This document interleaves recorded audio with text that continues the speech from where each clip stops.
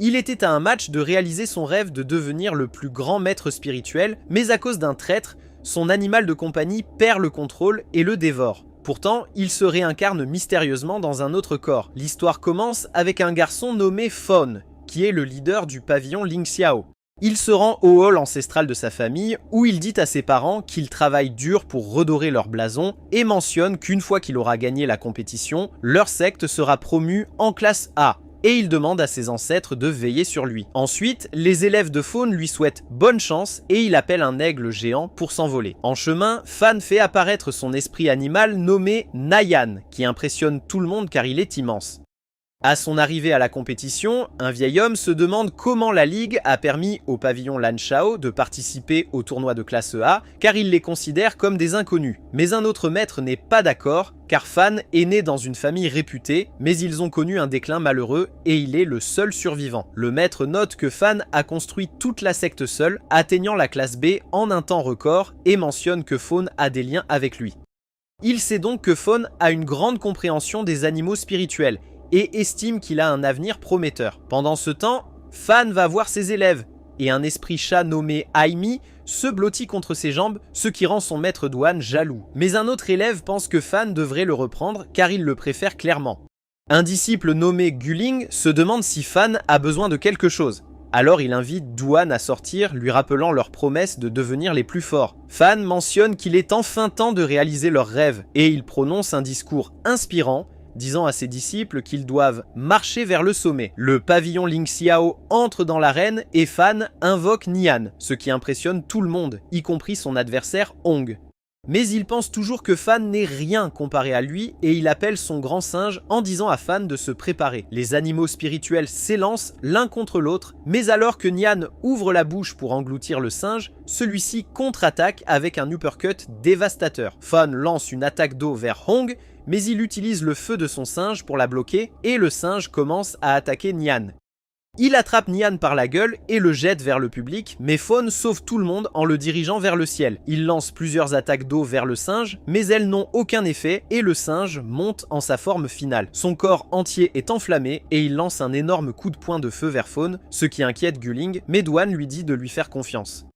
Il commence l'ascension de Nian, qui se transforme en une baleine noire immortelle et absorbe toutes les flammes. Le singe devient furieux et continue d'attaquer, mais Nayan contre-attaque avec un jet d'eau, créant des petites baleines à partir des gouttes d'eau. L'eau retourne vers Nayan, alors que Fawn et Hong donnent tout avec leur attaque finale. Et lorsqu'ils s'entrechoquent avec le singe, une énorme explosion se produit. Le singe est vaincu et la foule devient folle, mais Guling remarque que quelque chose ne va pas. Nayan atteint son stade de transmutation et devient la baleine morte en décomposition qui commence à tout engloutir. Fawn essaie d'annuler l'invocation, mais il réalise qu'il a perdu le contrôle et finit également dévoré. Dans un flashback, nous voyons le père de Fawn lui enseigner comment contrôler un esprit baleine et ses amis le rejoignent dans sa mission de revivre la secte, mais la mort de ses parents l'a laissé seul. On lui donne un ancien rouleau transmis dans sa famille par un homme mystérieux qui mentionne que s'il meurt à cause d'un complot, il se réincarnera dans le corps d'une personne en bonne santé morte accidentellement. Et il apprend qu'en faisant cela, il peut prolonger indirectement la vie de cette personne. L'homme pense donc que cela l'aidera à atteindre son but. Fawn se réveille un an après sa mort, mais il se demande où il est et pourquoi ses vêtements sont différents. Il essaie d'invoquer Nian, mais il réalise qu'il ne peut pas, alors il va au lac voisin pour prendre de l'eau, mais il est choqué de voir qu'il a complètement changé d'apparence. Il se demande comment cela a pu arriver, mais un homme le remarque et appelle ses amis alors que Fawn reconnaît leur uniforme en réalisant qu'ils appartiennent au manoir Baez. Il l'entoure, il leur demande ce qu'il leur a fait, mais il le frappe pour le faire tomber. Après cela, Fawn se réveille enchaîné dans un donjon, il pense que tous ses efforts pour amener sa secte en classe A ont été vains, mais il est heureux d'être en vie. Il sait qu'il doit tout recommencer, mais il se demande qui l'a trahi et a causé la perte de contrôle de Nian. Il veut aussi en savoir plus sur le véritable maître de son nouveau corps, alors il décide de vérifier ses animaux spirituels, mais il est surpris de voir un chien nommé Teddy et un cactus. Il leur demande leurs compétences, et Teddy commence à uriner par terre tandis que le cactus soulève l'urine dans les airs. Il réalise que quelqu'un arrive, donc il les cache rapidement avant que la porte ne s'ouvre et que le garde l'appelle Lou. Il note que Madame Bay veut le voir, mais il est dégoûté par l'odeur, alors Lou mentionne qu'il n'a pas pu se retenir. En chemin, Lou commence à poser des questions, mais le garde l'ignore complètement et le conduit directement à la chambre de Baya. Lou parvient à libérer ses mains, mais il les cache avant que le garde ne le voie. Et en entrant dans la chambre, elle lui demande s'il sait pourquoi elle l'a gardé en vie. Il lui dit que c'est parce qu'elle est généreuse et souhaite qu'il corrige ses erreurs. Mais elle l'accuse d'avoir drogué son eau et assère qu'elle n'a jamais été humiliée ainsi. Même le tuer ne la satisferait pas, elle décidera de l'enfermer à vie pour qu'il soit son serviteur. Ce qui l'angoisse, car il n'est pas formé pour ça.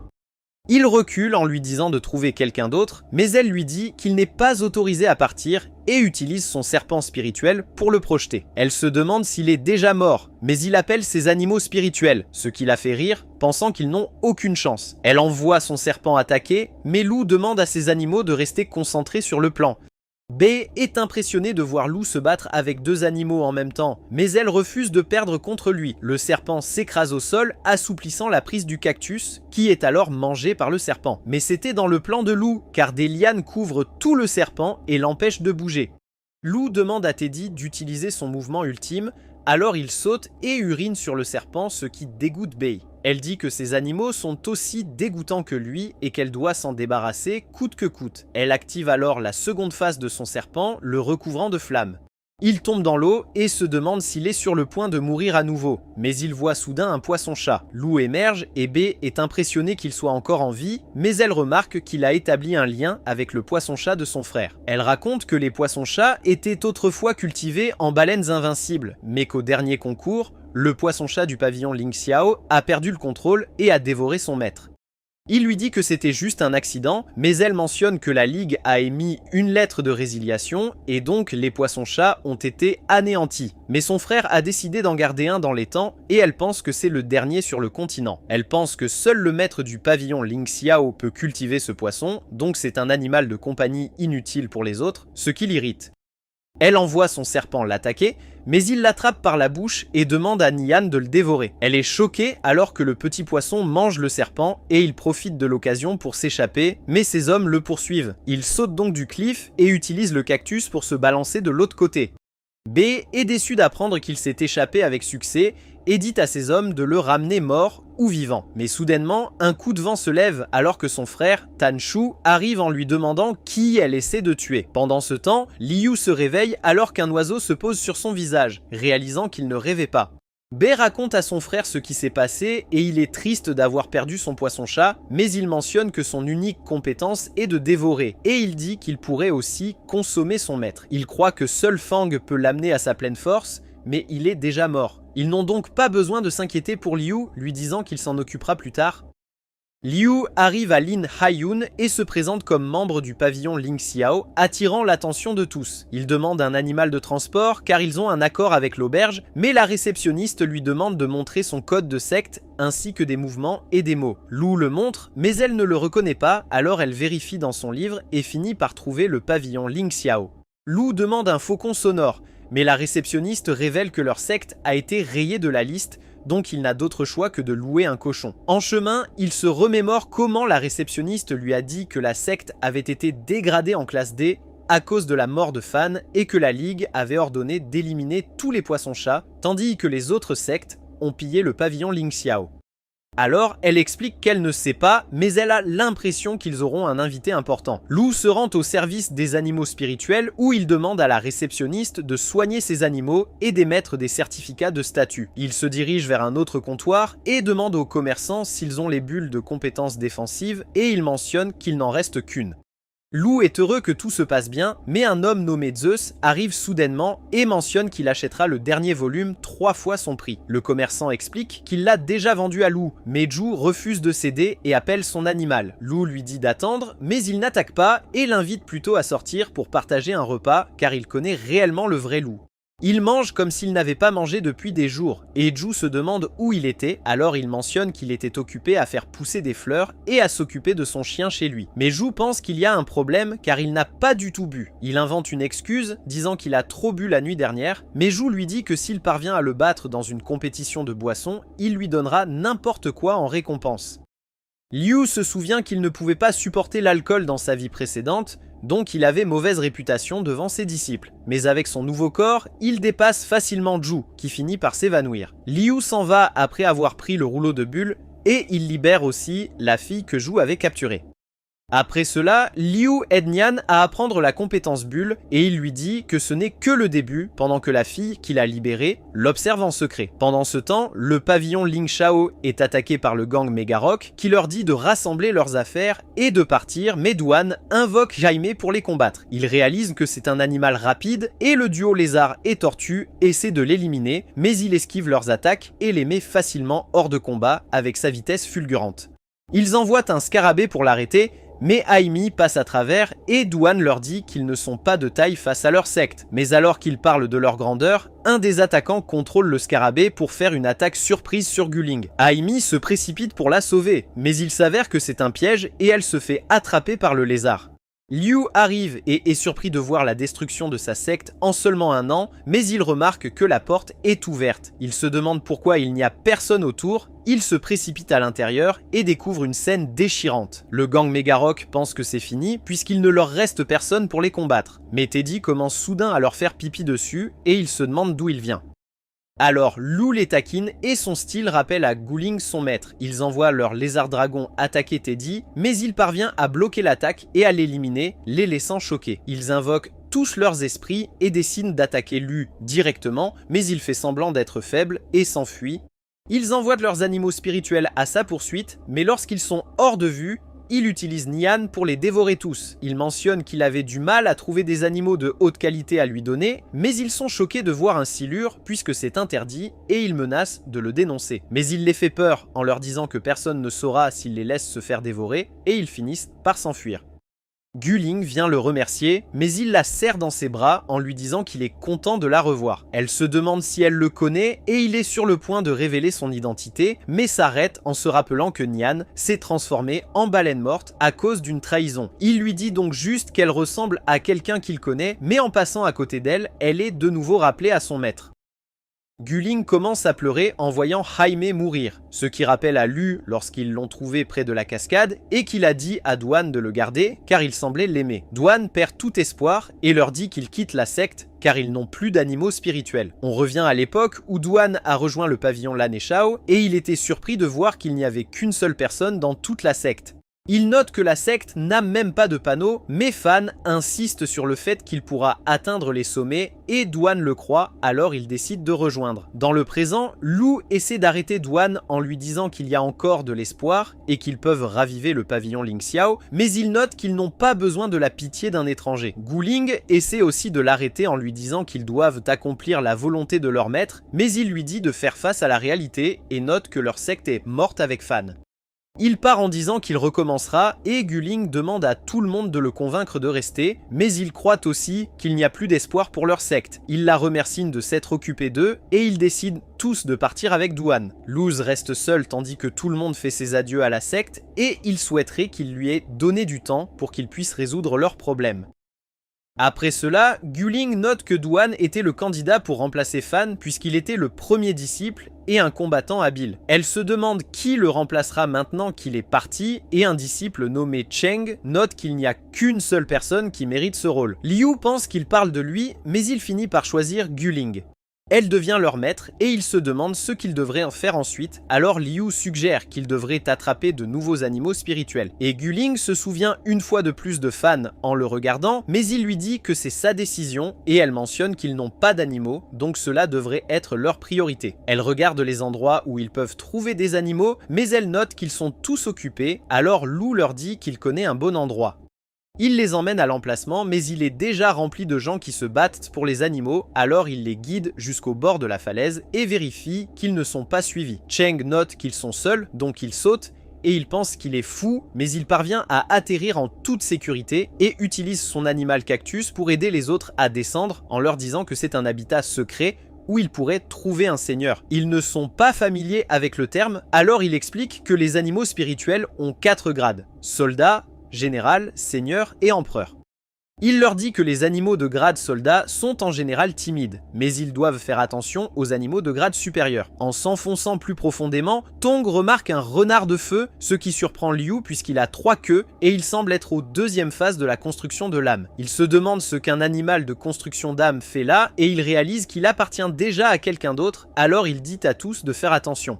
Un garçon nommé Mukkan l'attaquait soudainement, mais il esquive de justesse et Mukkan leur dit qu'ils sont sur son territoire. Il leur dit qu'il ne montrera aucune pitié s'ils ne partent pas. Ils suivent tous le plan de Liu et préparent leur cercle d'invocation en faisant semblant d'avoir des animaux dangereux. Cela fonctionne car Mukkan décide de partir sans se battre et le groupe célèbre leur bluff, mais ils entendent soudain un bruit animal, alors Liu leur dit que cela doit être le seigneur.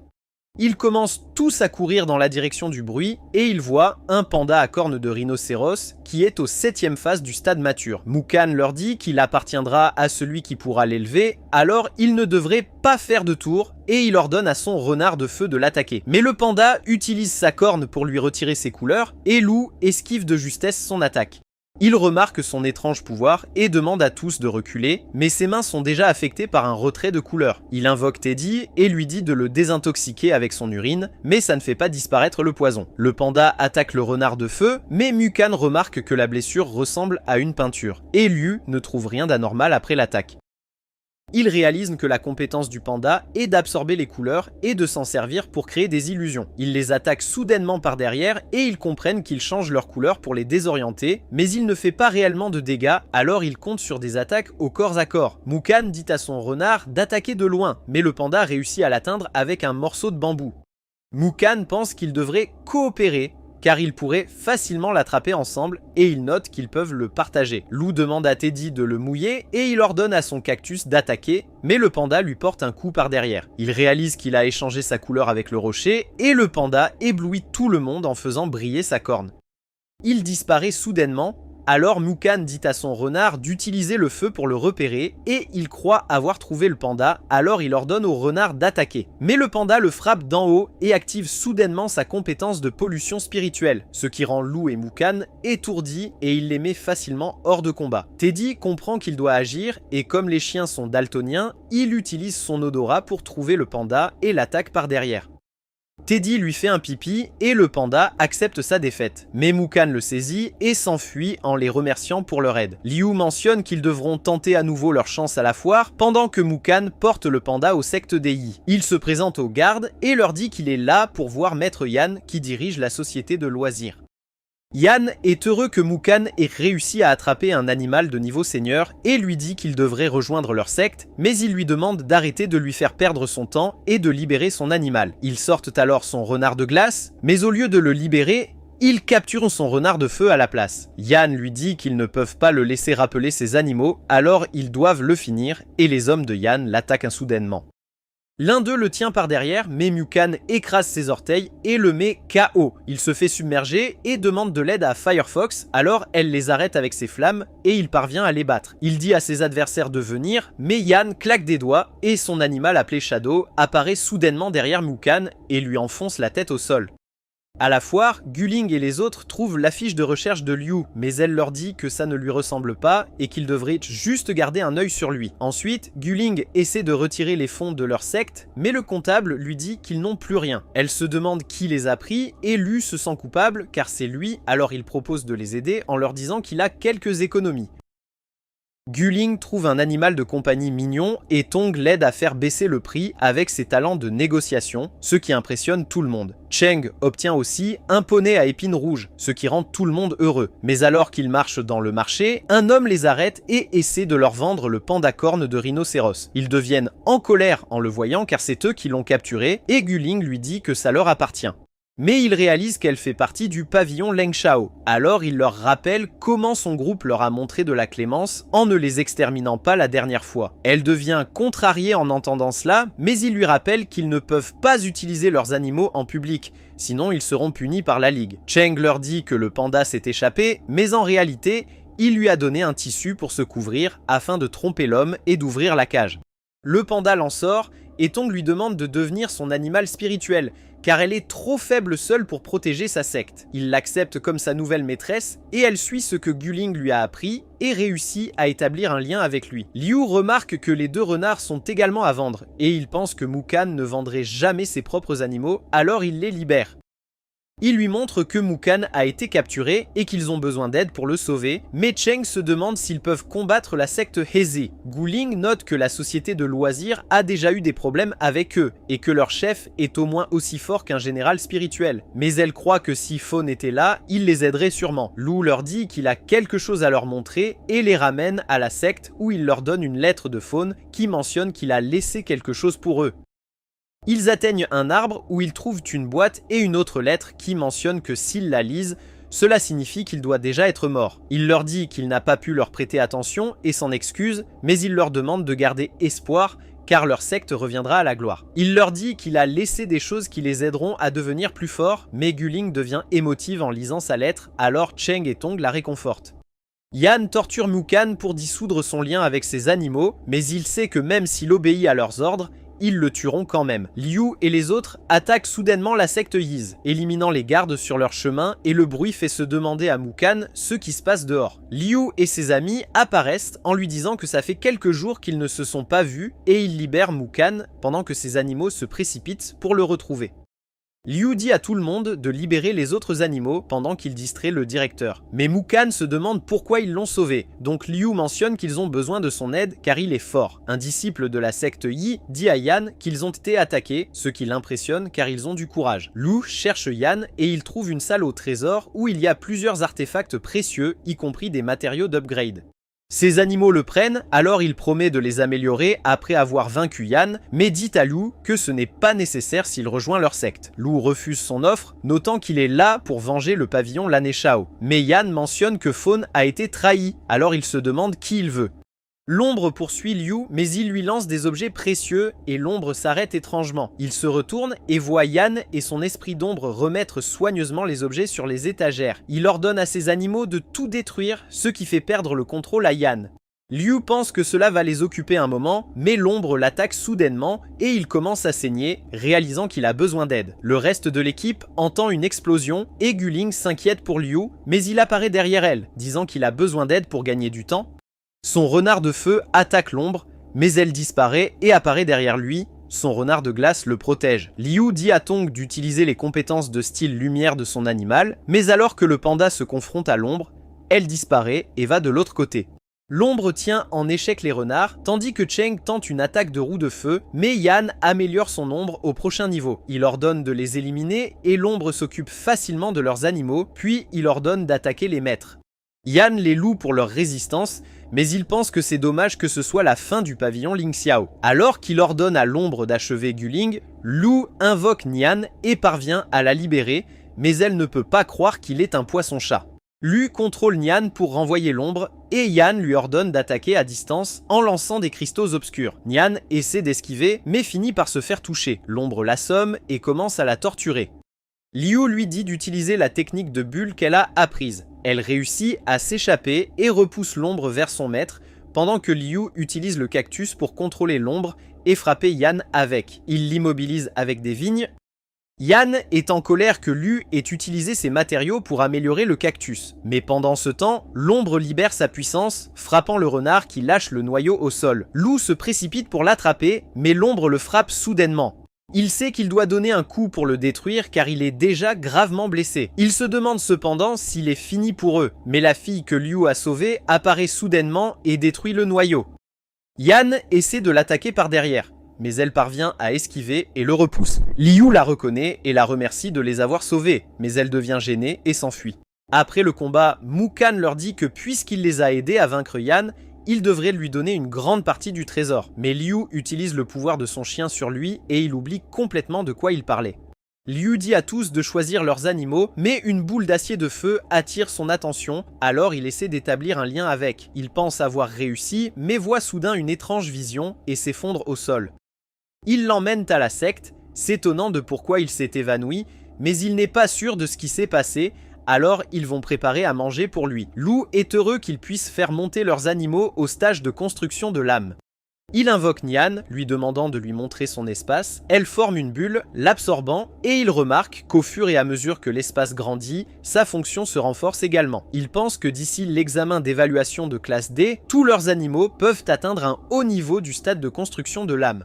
Shan et Tong écoutent dans leur conversation en cachette, et Liu sait qu'il ne peut pas révéler son identité avant de trouver le traître. Alors il accepte les charges. Cheng fonce et l'attache avec une corde avant de traîner Liu dans sa chambre, lui demandant de réfléchir à ses actes. Tong demande à Gu Ling si elle pense que Liu a un lien avec leur maître, mais elle trouve ça impossible, car Fan n'aurait jamais de lien avec une mauvaise personne.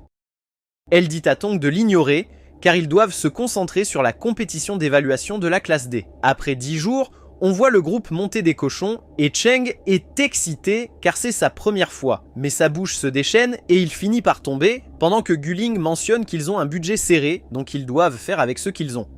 En chemin, Tong est nerveuse car c'est son premier jour et Gu Ling essaie de la réconforter en lui disant qu'ils vont juste au lieu de la compétition régionale, ils doivent donc prendre les choses calmement. Elle explique que quelques gens ordinaires se rassembleront dans leur région et qu'ils seront emmenés sur l'île de compétition par un examinateur. Alors Cheng se demande s'ils peuvent les vaincre, mais ils entendent soudain un bruit et voient que c'est la fille qui les a sauvés contre Han. Ils arrivent bientôt sur la place d'examen, pleine de concurrents, et l'un des groupes les reconnaît comme un ancien groupe de secte de classe B. Ils commencent à se moquer d'eux, ce qui agace Cheng, mais Gu Ling lui dit de les ignorer. Gu Ling rencontre l'examinateur nommé Li, qui remarque qu'elle est devenue un maître, et elle se demande pourquoi il y a autant de participants, alors il lui dit que c'est à cause de leur secte. Il explique que les groupes sans ressources qui ont volé chez eux sont désormais qualifiés pour participer à la compétition. Et il mentionne qu'il y a 8 sectes qui concourent, mais pas toutes peuvent participer à cause des places limitées, donc ils doivent décider qui avance. Le leader de la banque Honfu, nommé Wang, pense que puisque le pavillon Lingxiao leur a déjà beaucoup donné, ils devraient aussi abandonner leur place. Il se moque de Gu Ling car elle est encore jeune et inexpérimentée, mais Lu s'avance et lui demande lequel d'entre eux l'a volé. Elle les désigne et il leur demande de s'avancer, mais il pense qu'il devient trop arrogant, alors il devrait lui donner une leçon. Liu rappelle à Wang comment Fan les a aidés quand leur secte était en difficulté, mais il mentionne que le développement d'une secte est un acte égoïste où ils doivent s'occuper d'eux-mêmes. Liu est soulagé d'entendre cela et il convoque Teddy, ce qui les surprend car il est déjà à la 8e phase du stade de construction de l'âme. Wong note qu'un chien ne suffit pas à les vaincre et il convoque ses animaux spirituels. Mais le cactus apparaît derrière eux et les piège. Teddy urine sur Wong et il demande de l'aide aux autres. Mais il réalise qu'ils ont tous déjà été vaincus. Liu leur dit de préparer 3 fois la quantité d'objets qu'ils ont volés et ils acceptent tous de restituer après la compétition, tandis que Wang le supplie de retirer son poison. Lu dit donc à Teddy de le détoxifier et il le remet à la normale. Gu Ling dit à Li qu'ils ont résolu le problème, alors il mentionne que le pavillon Lingxiao, la porte Wangyu et l'étude Baimu peuvent passer à l'étape suivante. Mais Cheng remarque que Mukan fait aussi partie du groupe d'études Baimu et il est impressionné que leurs animaux aient déjà atteint la phase supérieure. Il pense qu'ils devraient former une alliance et la porte Wangyu veut également en faire partie, mais il note qu'ils sont faibles, ce qui les rend en colère. Liu remarque que la leader de la secte des études Baimu est une vieille dame et il n'arrive pas à croire qu'elle participe à la compétition à son âge, pensant qu'elle doit être assez forte. Li dit à tout le monde qu'ils seront emmenés sur l'île à dos de Faon, mais Tong devient nerveuse car c'est sa première fois. Ils atteignent bientôt l'île, où ils sont accueillis par Maître Lun, une grande fan du pavillon Lingxiao. Elle se sent désolée pour ce qui s'est passé, mais Gu Ling lui dit qu'ils suivront les traces de leur maître, lui demandant de les guider. Lun lui dit qu'elle a confiance en eux et leur demande de donner le meilleur d'eux-mêmes, tandis que le leader de la porte Wangyu pense qu'ils devraient s'éloigner d'eux. Lun leur donne des bracelets et leur dit de les garder en sécurité, car ce sont des dispositifs clés dans la compétition. Gu Ling se demande ce que sont ces étranges animaux spirituels, alors Lun explique qu'il s'agit d'une nouvelle race de compagnons appelée Consonance, créée par la Ligue pour la compétition. On apprend que lorsqu'un candidat porte un bracelet de la tête d'un animal de compagnie, cela peut détecter son comportement en temps réel pour aider l'examinateur à superviser les conditions. Elle révèle que les règles sont de garder leur bracelet, de ne pas tomber dans l'eau et de protéger les perdants. Alors que tout le monde part pour l'île, Lun dit à Gu Ling qu'en tant que fan de leur secte, elle espère vraiment qu'ils feront un bon retour. Pendant ce temps, Bai arrive avec son frère Tang Shu qui supervise la compétition. Lun se demande qui elle est, alors son collègue note qu'elle est la sœur du superviseur. Mais Lun lui dit qu'à en croire les rumeurs, Bai avait quelque chose à voir avec la mort de Fan. Tang Shi les entend et lui dit que ce n'est qu'une rumeur contre leur famille, alors elle panique et commence à s'excuser. Il lui dit que leur secte était aussi de classe B l'année dernière et il comprend que les gens pensaient qu'ils allaient concourir avec le pavillon Lingxiao. Mais il se considère chanceux d'avoir eu un duel avec Fan et il admet que malgré leur même âge, Fan était beaucoup plus fort que lui. La compétition commence enfin et tout le monde est surpris quand le niveau de l'eau baisse, mais Lou note que l'île s'élève. Ils réalisent bientôt qu'ils sont sur le dos d'une tortue géante et le gouverneur dit aux examinateurs d'établir des connexions avec les consonances. Les participants apprennent qu'ils ont un total de 500 spores lumineuses sur le site et qu'ils gagneront un point s'ils trouvent et touchent à une spore avec leur bracelet. La deuxième phase commencera lorsque 300 spores seront collectées et Guling en collecte une, mais alors que son groupe essaie d'en obtenir une autre, elle disparaît soudainement. Ils réalisent que les autres sectes utilisent leurs animaux spirituels, et ça ne sera pas facile de récolter les spores. Liu leur dit qu'ils ont besoin d'au moins 20 spores pour être premiers, et propose de se séparer pour en trouver 5 chacun. Bai remarque que les participants collectent rapidement les spores, et constate que la secte Tianyun a déjà rassemblé 18 d'entre elles. Mais le gouverneur lui dit que le point rouge signifie qu'ils ont retiré leurs bracelets, pour les mettre sur leurs animaux pour manipuler les règles. Ils réalisent soudain que leurs animaux ont disparu et un homme nommé Xing Liao de la société Bacon de la secte Yi arrive avec leurs animaux en leur disant d'arrêter de jouer dirty. Il les menace avec son animal et leur dit qu'ils ne peuvent pas abandonner sans leurs bracelets. Mais les examinateurs notent qu'ils ont été éliminés car ils ont enlevé les bracelets pendant plus de 3 minutes. Bai se demande s'ils ont vraiment échoué à remettre leurs bracelets, et son frère lui dit qu'ils ont peut-être été attaqués, alors le gouverneur envoie des examinateurs pour vérifier. Pendant ce temps, Liu entend l'annonce que la secte Tianyun a été éliminée et il s'inquiète pour la sécurité de son équipe. Mais il se cache alors qu'un autre groupe arrive soudainement. Il voit que c'est l'ami de Liu, Zhu, et il se demande quoi faire, mais Teddy se précipite vers eux, révélant ainsi qu'il se cachait à proximité. Guling voit une spore et la collecte, mais 2 hommes apparaissent soudainement en lui disant de la lâcher. Ils lui demandent de se présenter, mais Duan arrive et leur dit qu'elle est Guling du pavillon Lingxiao. Elle se demande si lui a rejoint une autre secte, mais il ne répond pas, tandis que les 2 autres hommes lui disent de partir sous peine de représailles. Il pense qu'elle doit être devenue la maître du pavillon Lingxiao, ce qui énerve l'homme car il les ignore totalement. L'un d'eux ordonne à son animal d'attaquer, mais Aimi apparaît soudainement et le détruit. Guling est heureuse de la voir en vie, mais en se précipitant vers elle, elle est effrayée de voir qu'Aimi est devenu un monstre. Les hommes utilisent un renforcement totémique sur leurs animaux et les envoient attaquer Duan. Mais il utilise Aimi pour les éliminer facilement. Il les finit si brutalement que le sang commence à pleuvoir et les hommes crient alors qu'il envoie Aimi les attaquer, mais il finit par les épargner. Guling voit Aimi se nourrir des animaux tombés et se demande ce qui lui est arrivé. Alors Duan lui dit qu'elle a survécu et s'est renforcée parce qu'il a rejoint la secte Rockshaw. Il pense qu'elle devrait aussi les rejoindre, mais elle lui dit que le pavillon Lingxiao se remet rapidement depuis que Liu les a rejoints. Il ne la croit pas, alors elle mentionne que leurs animaux sont déjà au stade de construction de l'âme en seulement 1 mois et lui demande de revenir dans leur secte. Mais il se fâche et l'accuse d'être stupide de penser qu'ils peuvent restaurer la secte avec l'aide d'un outsider. Et il pense que leurs animaux ont l'air enfantins. Elle essaie de l'arrêter, mais il lui fait remarquer qu'ils ne sont plus amis, et en partant, il lui dit de tenir Lou éloigné de lui parce qu'il ne lui fera pas de merci. Pendant ce temps, Cheng trouve sa 4e spore, mais il se demande pourquoi son animal spirituel n'a pas du tout changé même après être entré au stade de construction de l'âme. On apprend que peu importe combien il devient puissant, cela réduira toujours son charisme, alors il veut le remplacer. Il s'approche pour prendre la spore, mais un garçon nommé Nideon l'arrête, lui demandant de la rendre. Cheng se moque de lui à cause de sa taille, ce qui l'irrite, et il se présente comme le maître du temple super invincible du secousse de l'épée. Cheng ne le prend pas au sérieux et il collecte la spore avec son bracelet, ce qui met Nideon en colère. Mais Cheng pense qu'il ne représente pas une menace. Mais Nideon invoque son animal spirituel qui attire l'attention de tous, y compris des examinateurs, car c'est un animal spirituel de grade empereur. Ils disent au gouverneur que le dragon appartient à Nideon et ils pensent qu'un enfant ne peut pas avoir un animal de niveau empereur. Mais Tanju leur dit que c'est possible grâce à cette technique d'accompagnement d'animal spirituel où un embryon d'animal est placé directement dans le bassin d'animaux spirituels d'un enfant. Mais Bayou se demande pourquoi leur père ne lui en a pas donné. Il lui dit qu'il faut être suffisamment talentueux pour que ça fonctionne, ce qui l'embarrasse.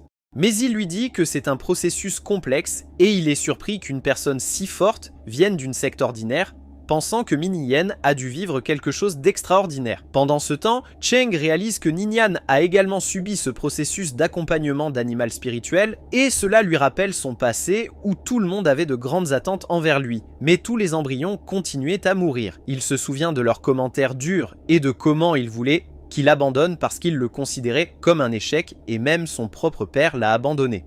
Cheng devient ému en se rappelant son passé et Nidian pense qu'il est stupéfait de voir son véritable pouvoir. Mais il note que l'accompagnement d'animal spirituel n'est pas un si gros problème, alors Nidian pense qu'il fait preuve d'arrogance et l'attaque. Bai pense que l'animal de niveau empereur va écraser tout le monde, mais son frère lui dit que ce n'est pas le cas car il y a un défaut dans la technique d'accompagnement d'animal spirituel. Il explique que le développement de l'animal est étroitement lié à la cultivation de son maître. Donc si le formateur ne cultive pas suffisamment, le pouvoir de l'animal sera limité. Cheng se demande où est passé le dragon, mais il voit qu'il est au sol et Nidian se moque de lui pour avoir raté sa cible à si courte portée. Ils commencent à se disputer sur la responsabilité, alors Cheng profite de l'occasion pour les attaquer et il lance une pierre en l'air en disant à Thorn de la tirer. Cela brise la pierre en la transformant en pic. Alors le dragon les détruit avec son feu, mais touche aussi la tortue, ce qui la fait commencer à bouger. Cheng et son animal attaquent Nidian, mais il demande à son dragon de lui prêter 5% de sa force et les repousse facilement. Cheng refuse d'abandonner, même s'il y a une telle différence de pouvoir, mais Nidian bloque facilement toutes leurs attaques. Cheng décide donc d'attaquer avec Thorn, mais il les repousse. Nidian s'ennuie et continue de les frapper, mais Cheng se relève pensant que sa force doit avoir des limites. Il voit que Nidian perd de sa puissance, alors Thorn l'attaque à nouveau, mais il demande plus de force et écrase facilement Thorn. Il s'apprête à frapper Cheng, mais son père arrive soudain et lui dit d'arrêter, ce qui l'agace. Mais son père lui dit que s'il ne l'avait pas arrêté, il aurait pu tuer Cheng. Cependant, il note qu'il n'irait pas si loin car il voulait juste l'effrayer. Son père remarque qu'il a déjà dépassé les bornes en appelant le dragon qui doit avoir attiré l'attention de tout le monde et il dit à Cheng de se rendre s'il veut vivre. Mais il préfère la mort à l'abandon, ce qui le choque, et Nidian note que son père a l'air trop simple et honnête pour faire croire qu'il est une mauvaise personne, alors personne ne prend ses menaces au sérieux.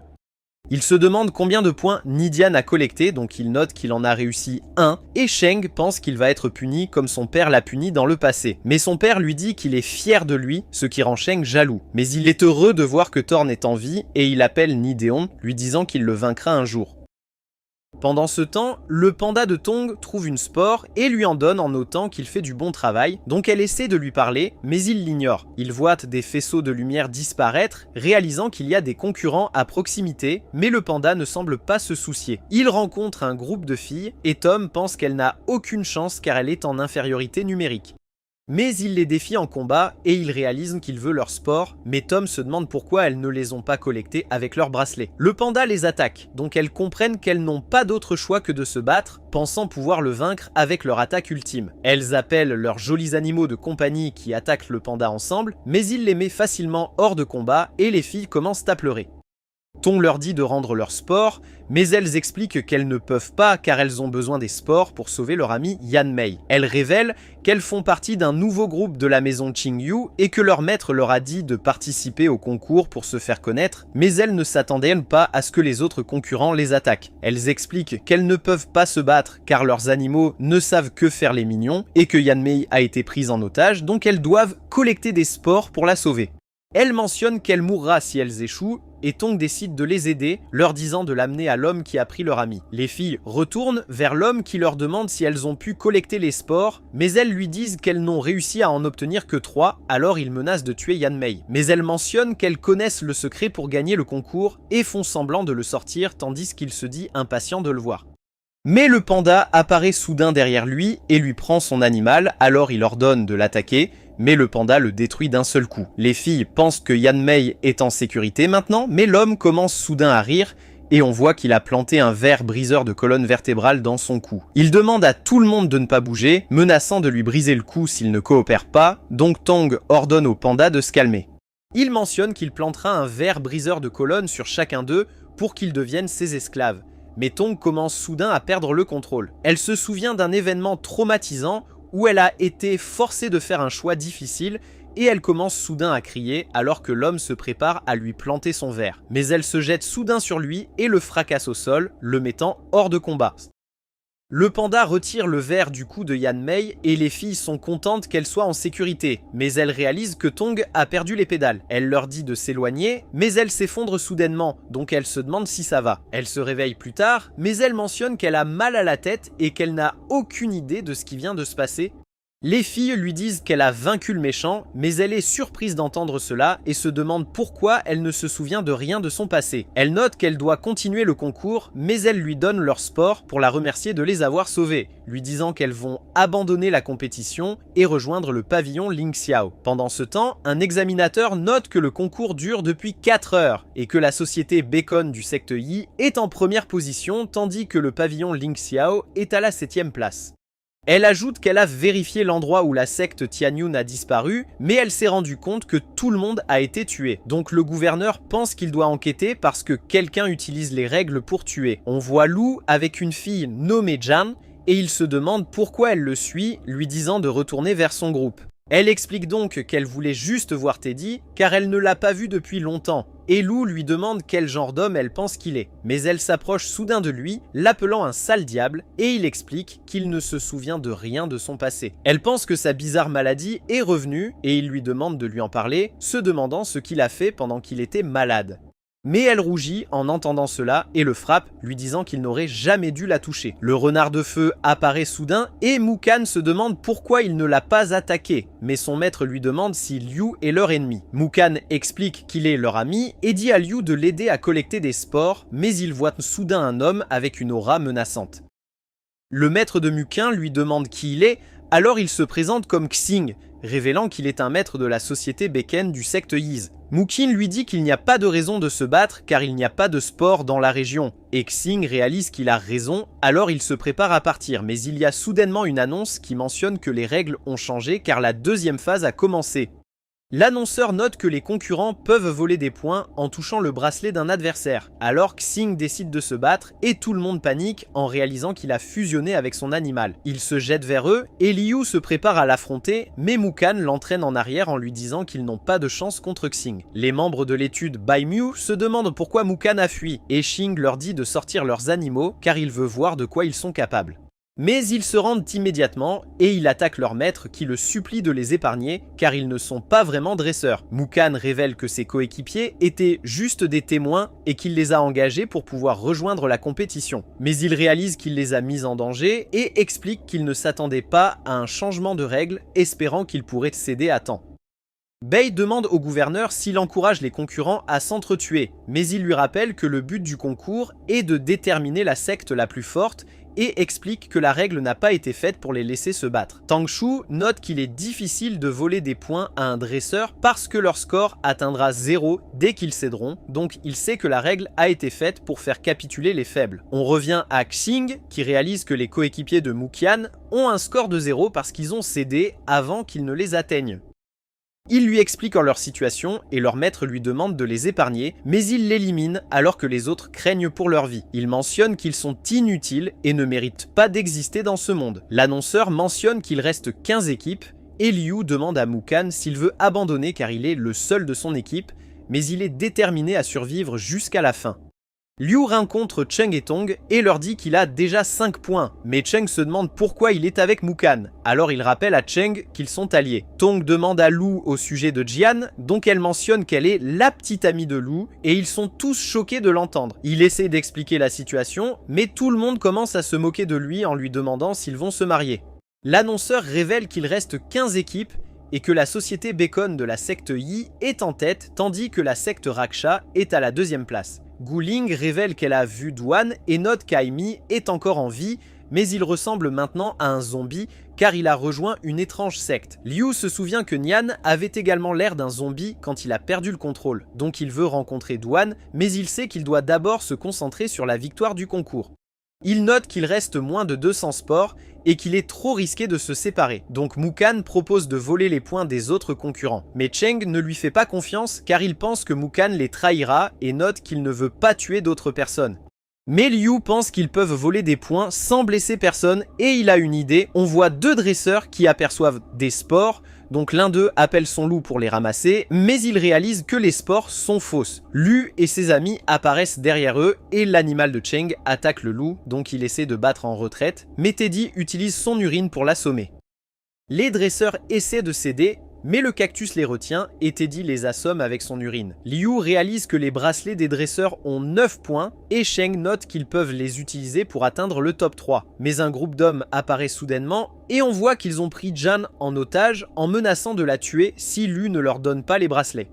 Elle leur dit qu'ils se sont trompés de personne car elle n'est même pas de chez Lang Xiao, donc elle pense qu'ils ne l'aideront pas, mais Liu accepte de donner les bracelets aux hommes s'ils la laissent de partir. Elle rougit en entendant cela, réalisant qu'ils se soucient encore d'elle et il leur donne les bracelets, donc l'un d'eux collecte les points. Mais leur chef note qu'ils doivent atteindre une distance sûre avant de la laisser partir, alors Lu et ses amis deviennent en colère, mais Jean leur dit de ne pas s'inquiéter et ils réalisent qu'elle a un plan. Alors, il donne au chef 5 minutes en lui disant de la libérer après qu'il se soit éloigné, menaçant de détruire sa secte s'il ne revient pas sain et sauf. Il s'éloigne avec elle en disant à ses hommes de surveiller Lu et ses amis, mais après quelques minutes, il entend soudainement une annonce signalant que sa secte a été éliminée. Alors, il devient en colère, mais les hommes se demandent ce qui s'est passé et il se prépare à les éliminer. Mais l'annonceur note que les hommes ont également été éliminés. Donc tout le monde devient confus et Lu court chercher Jan, mais elle apparaît soudainement derrière lui, réalisant qu'il s'inquiétait pour elle. Il se demande ce qui s'est passé, alors elle révèle qu'elle a utilisé son animal Foxy pour charmer le chef et le mettre sous son contrôle. Elle savait que sa secte serait disqualifiée s'il l'attaquait puisqu'elle avait déjà perdu le concours, alors elle lui ordonne de la frapper, ce qui explique comment son équipe a été éliminée. Lu réalise qu'il n'avait pas raison de s'inquiéter, mais elle décide de le récompenser pour s'être soucié d'elle et lui donne le bracelet du chef. Bayu réalise qu'une équipe entière a été éliminée en un instant et elle se demande s'ils ont été tués, mais le gouverneur lui montre un symbole lui disant qu'ils ont été disqualifiés pour avoir attaqué un perdant. Les examinateurs ramassent les perdants et on apprend que leurs points sont toujours dans leur bracelet car ils n'ont pas cédé avant d'être éliminés. Guling remercie Jan de les avoir aidés et il l'invite à visiter leur secte. Elle commence à flirter avec Liu en lui demandant s'il veut l'embrasser avant qu'elle parte, mais il lui dit qu'il n'est pas intéressé. Elle s'envole avec les examinateurs en notant qu'il a changé en tant que personne, mais cela l'a fait l'aimer encore plus. Liu et ses amis décident de distribuer les points et on apprend que les 3 bracelets totalisent 26 points, donc Cheng pense qu'ils vont atteindre la première place. Mais Mukhan demande sa part en disant à Liu de lui donner les 5 points de son bracelet et il est content d'avoir maintenant 9 points. Bai réalise que le pavillon Ling Xiao a maintenant 45 points et elle se demande s'ils sont maintenant dans le top 3, donc l'examinateur révèle qu'ils sont maintenant à la 2e place. Tang Shu est content d'entendre ça et pense qu'ils sont incroyables d'avoir éliminé leurs adversaires sans les tuer. Bai remarque qu'un membre du pavillon a 17 points et Tang Shu pense que c'est leur nouveau membre, un jeune homme imposant avec une grande puissance. Elle s'intéresse à lui et veut le rencontrer, alors elle dit à son frère qu'il devrait visiter le pavillon après le concours. Après cela, l'annonceur note qu'il reste 10 équipes et que la société Bacon du secte Yi est encore première avec 54 points. Tandis que le pavillon Ling Xiao est 2e avec 45 points. La secte Raksha est tombée à la 3e place avec 43 points et Duan ne veut pas perdre face au pavillon Ling Xiao. Alors il décide d'agir. Liu et ses amis sont contents d'être en 2e place et sont déterminés à gagner le concours, mais l'annonceur note que la règle de reddition a été supprimée et que la phase finale a commencé. B se rend compte que la tortue géante coule et le gouverneur note que les concurrents ne doivent pas tomber à l'eau, donc ils seront forcés de grimper au sommet. Lu et ses amis se précipitent au sommet et savent que c'est dangereux puisqu'ils ne peuvent plus se rendre, mais ils se préparent à affronter quiconque se met en travers de leur chemin. Duan apparaît soudain avec son équipe et l'un d'eux appelle son animal de compagnie qui utilise son tentacule pour agripper Liu. Il sait qu'il sera éliminé une fois que son bracelet touchera l'eau, alors il le lance à Mukhan en lui disant qu'il sera de retour dans 3 minutes. Il est entraîné dans l'eau et voit un énorme poulpe, mais il pense que si Nian le dévore, elle pourra atteindre la phase finale du stade de construction de l'âme. Duan note que le pavillon Ling Xiao est sans espoir et leur dit de remettre leur bracelet s'ils ne veulent pas mourir, mais Cheng lui dit de libérer d'abord Liu. Il devient contrarié d'entendre cela et les menace avec les pouvoirs de Haimi en leur demandant pourquoi ils sont prêts à l'affronter juste pour sauver Liu. Il leur dit d'abandonner le pavillon Langshao, mais Guling lui rappelle qu'il a quitté leur secte alors elle est déterminée à le neutraliser. Haimi se jette dans la mêlée et s'affronte avec les animaux de Cheng et Guling, mais Tong pense qu'elle ne peut pas suivre, alors elle envisage de fuir. Mais un entraîneur apparaît derrière elle et l'attaque avec son panda brun qui est au 5e stade de la construction de l'âme. Pendant ce temps, Mukhan pense à voler les points de Lu, mais alors qu'il commence à s'enfuir, un dinosaure bloque soudainement son chemin. Nous apprenons que le maître de la porte Wan Yu est son entraîneur et il menace de s'en prendre à Mukhan, mais il note qu'il devrait fuir car les membres de la secte Raksha approchent. Mais le maître est convaincu qu'il peut les affronter car son animal est la seule bête ancienne au monde. Mais un T-Rex le mange soudainement, alors il panique et s'accroche à Mukhan en fuyant. Nous revenons à Lu qui parvient à se libérer et il appelle Nayan qui est déjà au 9e stade de la construction de l'âme. Le poulpe essaie de l'attraper, mais Nayon esquive ses tentacules et crée un énorme tourbillon qui attire le poulpe vers lui. Il essaie de nager et s'éloigner, mais Nayan le dévore et Liu remonte à la surface où il remercie l'entraîneur d'avoir nourri Nayan. Et le cactus l'envoie voler. Liu se précipite vers Mukhan et lui demande de lui rendre son bracelet. Il est heureux de voir Liu et lui dit qu'il a protégé son bracelet de sa vie, mais il ne peut pas entendre Mukhan à cause du vent. Le T-Rex apparaît et il rend le bracelet de Lu mais s'enfuit avec et Mukhan n'arrive pas à croire qu'il l'a laissé mourir. Liu s'approche de Tong qui note que son animal lutte contre le panda brun car il ne veut pas l'écouter. Mais il lui dit de ne pas s'inquiéter et utilise son cactus pour restreindre son adversaire avant d'ordonner au panda de peindre Nai. Haimi bat les animaux de Cheng et Guling, mais Luz apparaît soudain et il appelle Nian, mais ses amis se demandent pourquoi il a l'air différent. Alors il explique qu'il s'est transformé en oiseau. Duan révèle qu'il n'aime pas Luz parce qu'il essaie d'imiter Faune, mais il note que Duan est celui qui a trahi Fan.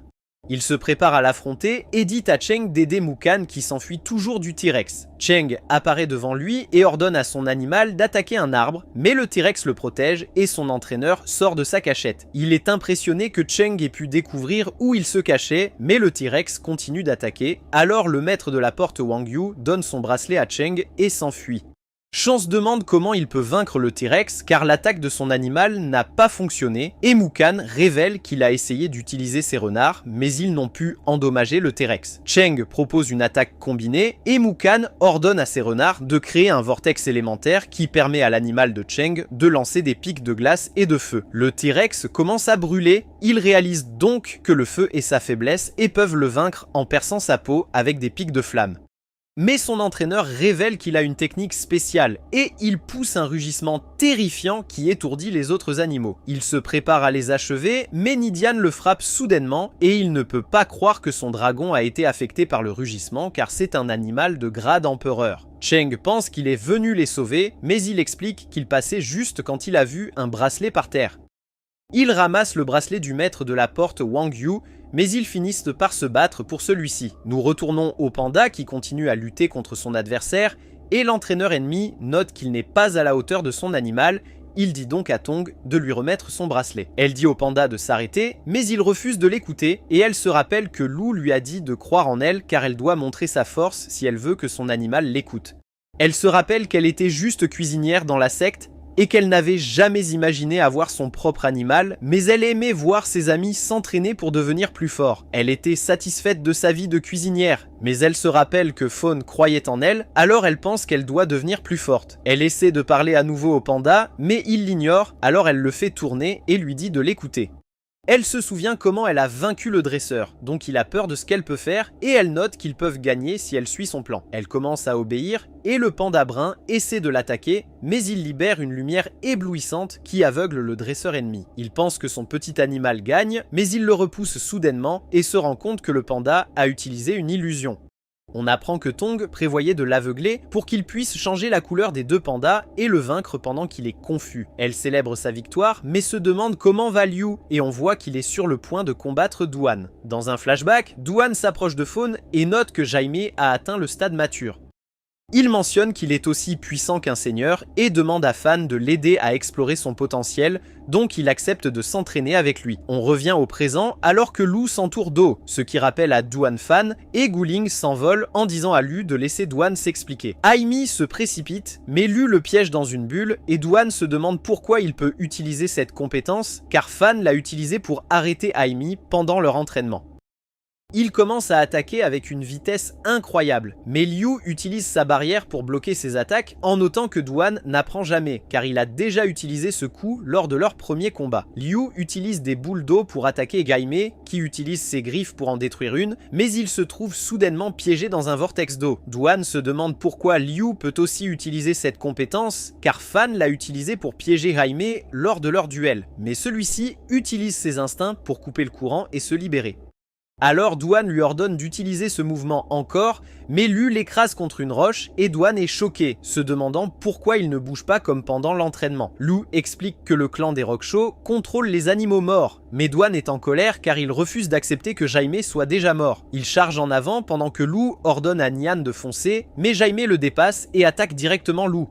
Mais Duan se rend compte qu'il a disparu et Liu apparaît au-dessus de lui en l'écrasant au sol. Plus tard, il reprend conscience et Liu lui demande s'il a trahi Fan, mais il est en colère d'entendre cela, pensant que Liu essaie de le calomnier. Guling sait combien il respecte Fan, mais Liu est convaincu que le clan Raksha était impliqué dans la mort de Fan puisque son petit animal est devenu un zombie.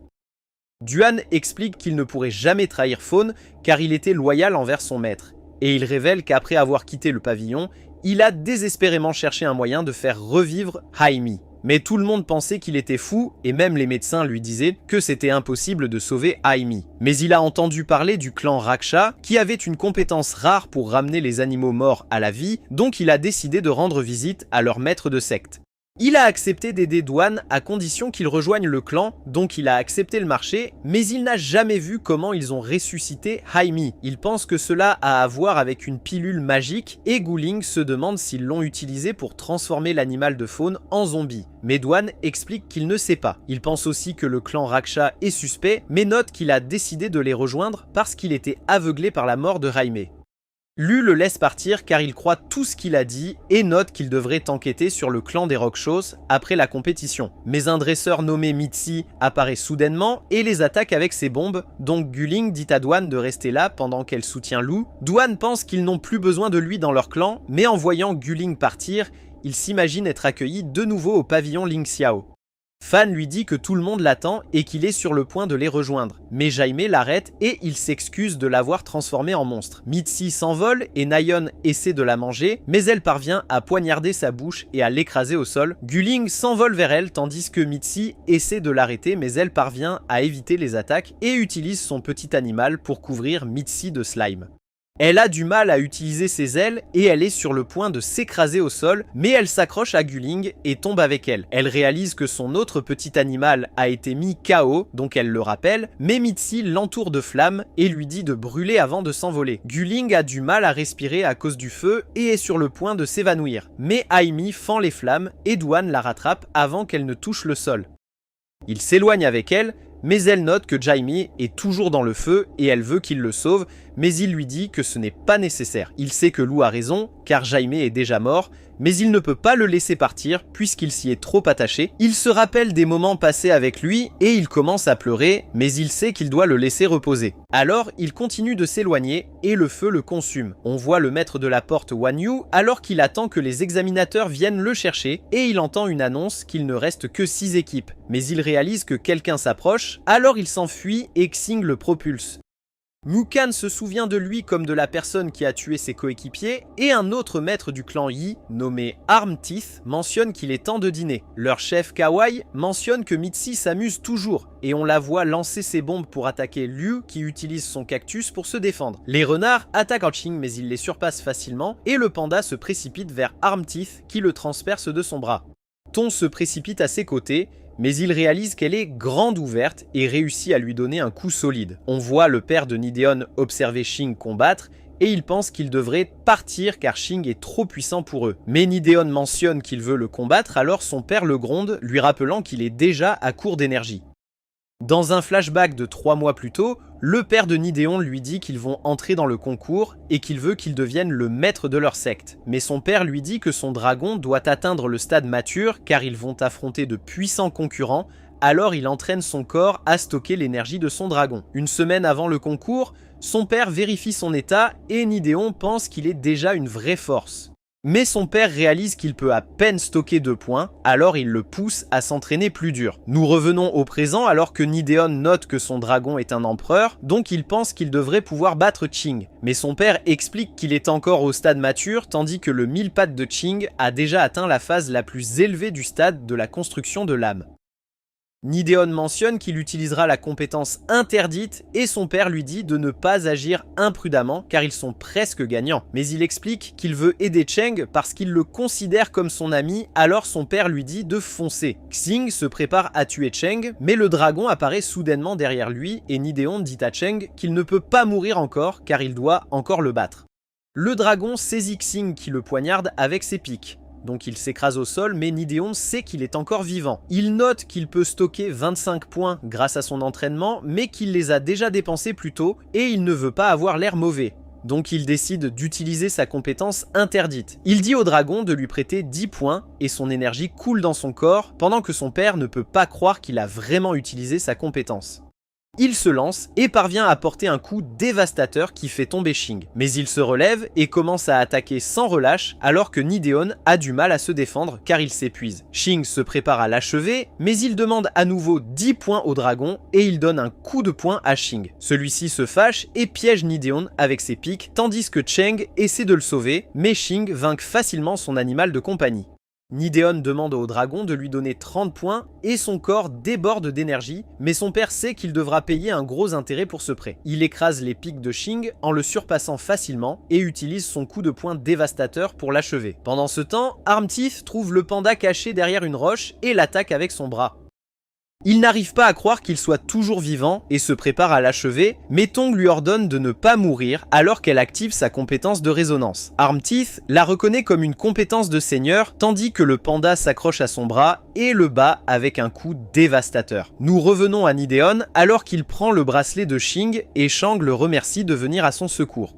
Mais Nideon commence soudain à pleurer parce qu'il a emprunté 50 points au dragon, donc il doit s'entraîner extrêmement dur pour rembourser sa dette. Liu évite les attaques de Mitzi et la contrôle avec son cactus avant de transformer sa boule d'acier en épée. Il l'utilise pour la découper et il demande à Guling ce qui s'est passé, alors elle note que Duan a enfin changé d'avis. Mais il la lâche soudain et donne à Lu son bracelet en lui disant qu'il ne travaillera plus dans la secte de Rockshaw. Alors Guling se demande s'il retournera au pavillon Lingshao, mais il explique qu'il doit rester dans la secte de Rockshaw car il doit encore enquêter sur la mort de Fan. Kawai réalise que ses coéquipiers ont été vaincus, alors il utilise sa compétence pour voler leurs animaux et note qu'il est temps de mettre fin au concours.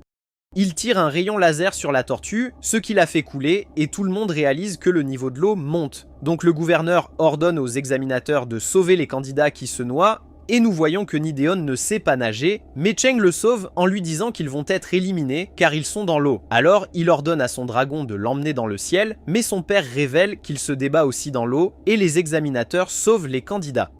Loon dit à Kawai qu'il a dépassé les bornes, mais il explique qu'il n'a pas enfreint les règles, et une annonce mentionne que plusieurs équipes ont été éliminées, donc il pense avoir gagné le concours. Mais l'annonceur mentionne que ce n'est pas encore fini, car Liu est toujours dans le jeu. Bai est heureuse que le pavillon Lingxiao n'ait pas encore été éliminé, mais elle se demande pourquoi ils continuent à se battre, car elle pense qu'ils n'ont aucune chance contre Kawai. Donc Tang Shu explique que les gens les respectent, parce qu'ils ne renoncent jamais, même si les chances sont toujours contre eux. Liu utilise un matériau ascendant pour emmener Nian au prochain stade et s'approche de Kawai qui a hâte de voir ce qu'il peut faire. Il invoque Nayan et Kawai lance ses bombes, mais Liu les piège dans une bulle qu'il nourrit à Nayan. Cela tire les bombes sur Kawai, mais il réussit à les éviter et repousse Liu avec une explosion d'énergie. Il tire d'innombrables projectiles qui mettent le feu à la forêt, mais Liu utilise Nian pour le renverser. Mais il récupère immédiatement et tire un puissant rayon d'énergie qui envoie Lu voler, mais il active sa compétence de résonance de seigneur et Nian l'engloutit alors que leurs mouvements deviennent parfaitement synchronisés. Kawai tire ses rayons laser, mais Lu les esquive tous, et Nian prend son envol alors qu'il commence à absorber Kawai. Il tire des projectiles en essayant de l'arrêter, mais il tourne sur lui-même tout en déviant tout et porte un coup dévastateur qui envoie Kawai s'écraser dans l'eau avec une force formidable. Il se demande comment Nian est devenu si agile et continue de se battre en demandant à Liu quel genre de truc il a utilisé. Il explique donc que sa vision et ses ressentis sont connectés à Nyan et qu'ils peuvent voir les mouvements de Kawhi au ralenti. Il les attaque avec tout ce qu'il a et Nyan essaie de les éviter mais finit par être frappé. Kawhi enchaîne avec une immense boule de feu mais cela propulse Liu vers Kawhi et il transforme sa boule d'acier en gantelet qu'il utilise pour porter le coup final. Kawhi s'écrase au sol et Bai est contente que le pavillon Ling Xiao ait gagné le concours. Elle dit à Tang Shu qu'elle veut rencontrer l'homme qui les a menés à la victoire. Liu attend que les examinateurs le prennent, pensant à l'avenir du pavillon Ling Xiao, se disant qu'ils auront enfin les ressources pour devenir plus forts après avoir rejoint la Ligue. Mais les animaux de Kawhi l'attaquent soudain et se transforment en monstres qui tirent un rayon d'énergie. Nyan essaie de l'esquiver, mais le coup touche sa nageoire. Alors Liu le rappelle et le monstre s'approche soudainement de lui. Il se demande comment le vaincre et le monstre touche son œil, mais son corps est soudainement entouré d'une étrange puissance et une voix dit au monstre de cesser de l'embêter. Un point frappe le monstre et Liu se demande ce qui se passe, mais il note qu'il s'en moque tant que la puissance étrange vainc le monstre. Le monstre charge vers lui, mais le point disparaît soudainement et il se demande pourquoi la puissance ne fait rien pour l'aider. Il pense qu'il est perdu, mais un serpent attaque soudain le monstre et on voit qu'il appartient à Tang Qiu. Bai apparaît aussi et elle lui dit de s'occuper de Liu pendant qu'elle gère le monstre, alors elle pense que c'est sa chance de parler au héros du pavillon Ling Xiao. Mais elle réalise qu'il agit bizarrement et la voix se demande pourquoi il est encore en vie puisqu'elle l'a tué quand il a refusé d'accepter ses conditions. Elle lui dit qu'elle a faim et veut manger Bai, prenant le contrôle de son corps, mais en voyant son visage, elle se demande pourquoi il est le héros du pavillon Ling Xiao. Elle invoque son serpent et lui ordonne de l'attaquer, mais il le rejette et la pousse à terre, suscitant sa panique. Le serpent de Tang Qiu poignarde le monstre et il utilise son pouvoir pour le geler pendant que son serpent donne le coup fatal. Mais il panique en voyant Liu avec Bai et le pousse en lui disant de rester éloigné d'elle. Liu tombe dans l'eau et pense à la voix qui lui a parlé, réalisant qu'elle est responsable de la mort de l'ancien loup. Le serpent de Tang Shu le sort et Bai mentionne qu'elle a un compte à régler avec lui, ce qui fait réaliser à Tang Shu qu'il doit s'en occuper. Le pavillon Ling Xiao est déclaré vainqueur du concours, tout le monde célèbre, mais Gu Ling se demande pourquoi Liu n'est pas avec eux et un examinateur mentionne que Tang Shu l'a emmené. Nous voyons Liu se diriger vers le manoir de Bai en disant que les destins conspirent contre lui, mais Bai se moque de lui pensant que la justice est faite. Tang Shu révéla qu'il jouait aux échecs avec Fan et il note qu'il le méprisait parce que Fan était d'un secte ordinaire. Les autres grandes sectes le dédaignaient aussi, mais il gardait son calme et soutenait le pavillon même si tout le monde le jugeait.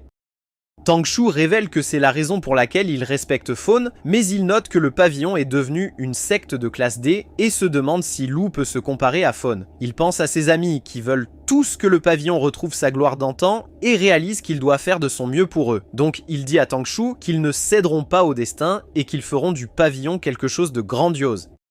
Tang Shu lui dit qu'il est semblable à Fan, mais il demande à Liu à propos du poisson-chat qu'il a volé, notant qu'il l'a déjà mangé. Alors Tang Shu dit à Bai de l'emmener dans sa chambre car il veut le punir pour ce qu'il a fait. Pendant ce temps, Gu Ling écrit une lettre à Fan lui disant qu'ils sont de nouveau une secte de classe D et elle note que les temps étaient durs mais qu'elle avait l'impression qu'il était là pour les aider. Luce invoque Nyan et lui dit de croire en lui car il fera tout pour que le pavillon retrouve le sommet. Mais c'est là que cette vidéo se termine. N'oubliez pas de liker et de vous abonner à la chaîne. Merci d'avoir regardé et à la prochaine fois.